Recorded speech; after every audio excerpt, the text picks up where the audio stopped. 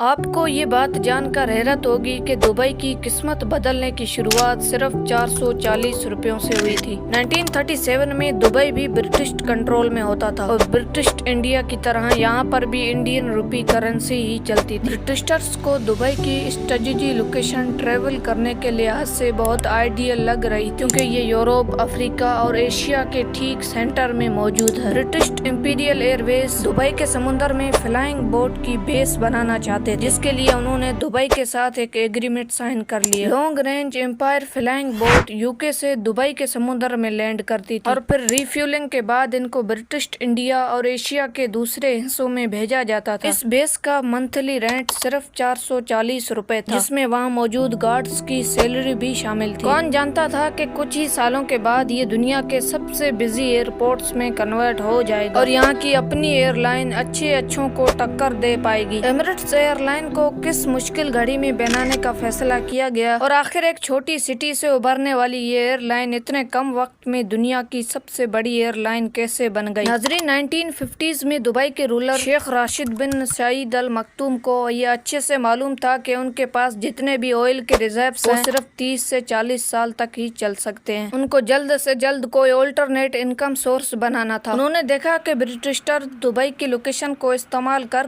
اپنی year lines کو stop over فراہم کر رہے ہیں اور دبئی کو صرف معمولی سا رینٹ ہی ملتا ہے۔ یہی دیکھتے ہوئے دبئی کے رولر نے 1959 میں دبئی ایئرپورٹ کی کنسٹرکشن کا آغاز کیا۔ 1960s میں دبئی ایئرپورٹ پہلی بار لانچ کیا گیا تو اس میں صرف ایک ایپرن، ایک چھوٹے کمرے جیسا ٹرمینل اور ایک رن وے ہوتا تھا اور وہ بھی پکا نہیں بلکہ ریت کو کمپریس کر بنایا گیا تھا۔ اس رن وے پر صرف چھوٹے ڈونگلس DC-3 جیسے ایئر کرافٹ ہی لینڈ کر سکتے تھے۔ 1965 میں پراپر میٹل رن وے بنانے کے بعد دبئی ایئرپورٹ پر لینڈ کرنے والا پہلا jet aircraft middle east airline کا کومیٹ تھا۔ ہر گزرتے سال دبئی کے رولر ایئرپورٹ میں نئی اور لیٹسٹ فیسلٹیز لانچ کروانے لگے۔ 1969 میں یہاں 9 ایئر لائنز کام کر رہی تھی جو 20 ڈیسٹینیشن آفر کر رہی تھی۔ 1980 میں دبئی ایک انٹرنیشنل اسٹاپ اوور بن کر ابھرنے لگا جہاں Air India, Cathay Pacific, Singapore Airline اور ملیشین ایئر لائن جیسے نام ری فیولنگ کرنے کے لیے رکتے تھے۔ دبئی سے پہلے یہ تمام ایئر لائنز پاکستان کے کراچی انٹرنیشنل ایئرپورٹ پر ری فیولنگ کرنے کے لیے رکتی تھی اور دیکھتے ہی دیکھتے دبئی نے کراچی ایئرپورٹ کی ساری ٹریفک اپنی طرف اٹریکٹ کر لی۔ اس ٹائم پورے مڈل ایسٹ کے درمیان ٹریول کرنے کے لیے گلف ایئر کو استعمال کیا جاتا تھا جو کہ بحرین کی ایئر لائن ہے۔ پورے مڈل ایسٹ کو اگر اچھی انٹرنیشنل فلائٹس لینی ہوتی تھی تو پہلے وہ گلف ایئر کے ذریعے دبئی آتے تھے اور پھر وہاں سے اپنے انٹرنیشنل سفر کا آغاز کرتے تھے۔ 1980 میں دبئی کے شیخ محمد بن رشید ال مکتوم جو اس وقت دبئی کے ڈیفنس منسٹر تھے، ان کو گلف ایئر نے آفر دی کہ وہ صرف یہ اناؤنس کر دیں کہ گلف ایئر دبئی کی آفیشنل ایئر لائن ہے۔ اس سے گلف ایئر کو انٹرنیشنل فلائٹس بھی ملنا شروع ہو جائیں گی اور اس سے دبئی کو بھی کافی فائدہ ہوگا اور بدلے میں دبئی کو گلف ایئر کے 50% اسٹیک بھی مل جائیں گے، پر شیخ محمد نے اس ڈیل سے انکار کر دیا۔ گلف ایئر نے سوچا کہ ہم خواہ پورے مڈل ایسٹ سے پیسنجرز لا کر دبئی کو دیتے ہیں اور وہ پیسنجرز کسی اور انٹرنیشنل فلائٹس میں بیٹھ کر چلے جاتے ہیں جس کے بدلے میں ہمیں کچھ نہیں ملتا۔ لہٰذا گلف ایئر نے شیخ محمد کے منع کرنے کے بعد دبئی جانے والی تمام فلائٹس کو بند کر دیا۔ گلف ایئر کا یہ فیصلہ دبئی کے انٹرنیشنل اسٹاپ اوور کو خاصا نقصان پہنچا رہا تھا اور یہی وہ وقت تھا جب شیخ محمد نے اپنی خود کی ایئر لائن یعنی ایمریٹس لانچ کرنے کا ارادہ کیا۔ اس ارادے کو حقیقت میں بدلنے کا مطلب تھا پہلے سے ہی اسٹیبلشڈ ایئر لائن سے ٹکر لینا، جس میں گلف ایئر جو ان کا پہلا رائیول تھا، اس کے علاوہ British Airways, Singapore Airline, Lufthansa, Air India, Pan Am Airways وہ بڑے نام تھے جن کے خلاف ایمریٹس کو آپریٹ کرنا تھا۔ جتنا یہ کام سننے میں مشکل لگ رہا ہے حقیقت میں اس سے بھی زیادہ مشکل تھا۔ اس وقت ایک بوئنگ 737 کی قیمت $25 ملین تھی۔ اس کے علاوہ پائلٹس، کریو اور انجینئرز بھی ٹرین کرنے تھے، اس میں الگ سے خرچہ لگ رہا تھا، یعنی کہ دبئی کو ایک نئی ایئر لائن شروع کرنے میں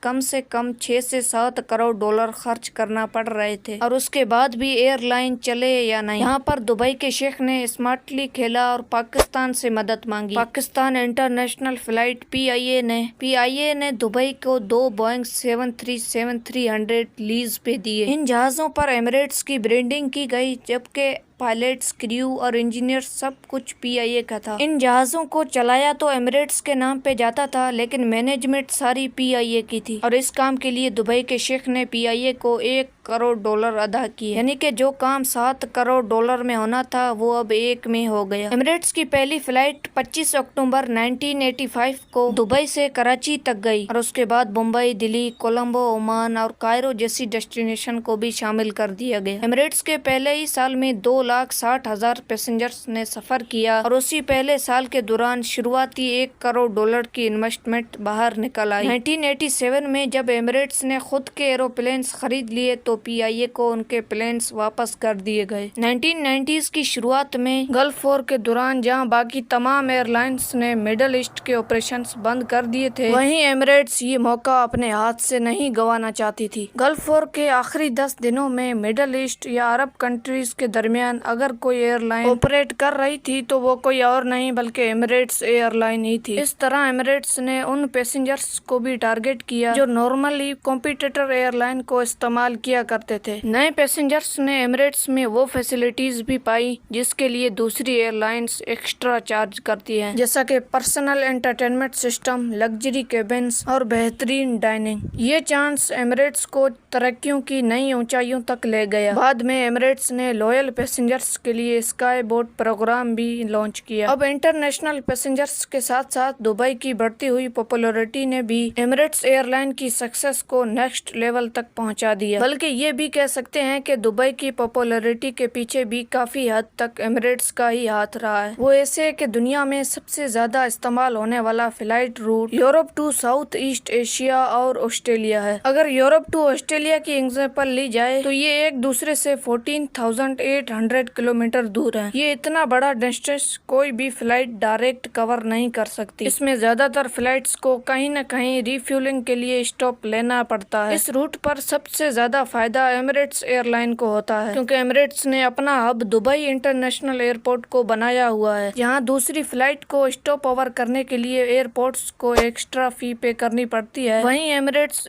पैसेंजर्स को दुबई में स्टॉप ओवर देकर न सिर्फ अपनी कॉस्ट बचाती है बल्कि पैसेंजर्स को भी कॉम्पिटिटर रेट पर टिकट सेल करती है और इससे दुबई में भी विजिटर्स का ट्रैफिक बढ़ता है। आफ्टर ऑल कई लोग आगे जाने से पहले 1-2 दिन दुबई में भी रहना पसंद करते हैं। इसके अलावा प्लेन का फ्यूल टैंक अगर फुल होता है तो प्लेन की फ्यूल एफिशिएंसी कम हो जाती है, क्योंकि एक्स्ट्रा फ्यूल की वजह है एक्स्ट्रा वेट, और एक्स्ट्रा वेट की वजह से प्लेन के इंजन को ज्यादा थ्रस्ट प्रोड्यूस करनी पड़ती है, जिसके नतीजे में ज्यादा फ्यूल कंज्यूम होता है। एमिरेट्स एयरलाइन का हब क्योंकि यूरोप, अफ्रीका और एशिया के सेंटर में है, इसी वजह से वो अपने प्लेन्स के टैंक फुल नहीं करते ताकि अच्छी फ्यूल एवरेज मिल जाए। इसके अलावा ये पैसेंजर्स को दुबई में 1 घंटे का स्टॉप ओवर देकर फ्यूल की मद में काफी पैसे भी बचा लेते हैं। इसके बरक्स अगर दूसरी एयरलाइंस दुबई में स्टॉप ओवर कॉस्ट बचाने की कोशिश करती है तो उनको प्लेन में एक्स्ट्रा फ्यूल डालना पड़ेगा, जिससे उनकी इकोनॉमिक्स बिगड़ जाती है। एमिरेट्स एयरलाइन की सक्सेस के पीछे सिर्फ उनकी मार्केटिंग और लाजवाब सर्विस ही नहीं बल्कि एक ऐसी स्ट्रेटजी भी है जिसको उन्होंने कई सालों तक छुपा के रखा। एयरबस A380 आज दुनिया का सबसे बड़ा कमर्शियल जेट है। एक वक्त में ये 850 पैसेंजर्स आसानी से बोर्ड कर लेता है, पर हैरत की बात यह है कि ज्यादातर एयरलाइंस जो एयरबस A380 को इस्तेमाल कर रही हैं, वो इस जायंट से प्रॉफिट नहीं कमा रही। सिर्फ एक ही एयरलाइन है जो एयरबस A380 से प्रॉफिट कमा रही है और वो है एमिरेट्स एयरलाइन। जहाँ तक ऐसा माना जाता है कि सिर्फ एमिरेट्स ही इस जेट को प्रॉफिटेबल बना रही है, तो आखिर एमिरेट्स ऐसा क्या करती है जो दूसरी एयरलाइंस नहीं कर पाती? ये राज एमिरेट्स ने कई सालों तक छुपा के रखा, लेकिन कोविड-19 पेंडेमिक की वजह से जब एयर फ्रांस ने अपने A380s को रिटायर करने का फैसला किया तो इस मौके पर एमिरेट्स के CEO का कहना था कि एयर फ्रांस को 10 एयरबस A380s खरीदने ही नहीं चाहिए थे, क्योंकि इससे यूनिट मेंटेनेंस कॉस्ट बढ़ जाती है। एयरबस A380 एक बहुत ही जायंट एयरक्राफ्ट है, जहां वो एक ही वक्त में इतने ज्यादा पैसेंजर्स बोर्ड कर सकता है। वहीं इसका सबसे बड़ा मसला इसकी मेंटेनेंस कॉस्ट है। एमिरेट्स के पास 119 A380s हैं और वो भी सेम मॉडल के। 1995 में एमिरेट्स ने फैसला किया था कि वो एक ही मॉडल के ज्यादा जहाज खरीदेंगे। आज एयरबस A380 की कीमत $450 मिलियन